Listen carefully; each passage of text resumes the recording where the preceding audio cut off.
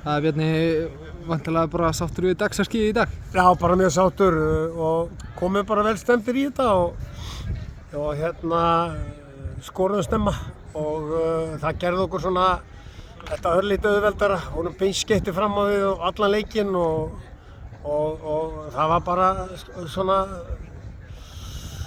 bara líf í okkur í þessum leik. Ánægður líka að halda fókus allar 90 mínúturnar, markinu haldið hreinu. Já, það er líka gott fyrir okkur. Þetta er náttúrulega svolítið stökk að fara upp deild í dag og þannig að við höfum verið að spila mjög erfiða leiki móti erfiðum andstæðingum og þetta hefur svona gengið upp og niður undirbúningstímabilið en svona batamerkja á þessu öllu og við verðum að vinna vel núna í 2 vikur. Hvernig meturðu stöðuna svona fyrir Lengjudeildina? Ykkur ekkert spáð ofarlega í deildinni? Hvernig horfir þetta við þér? Nei, það er nú bara yfirleitt. Bara í liðum sem kom upp.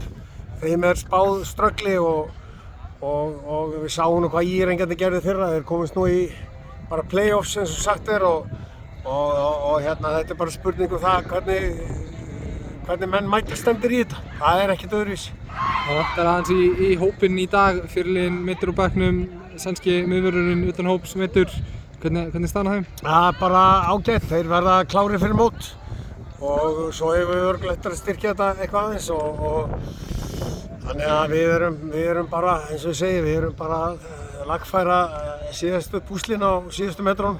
Eitthvað heyrði ég suðrænan sóknarmann, er eitthvað til í því? Já, það er skýrist núna helgina. Rétt í lokin, hvernig viltu fá í næstu umferð?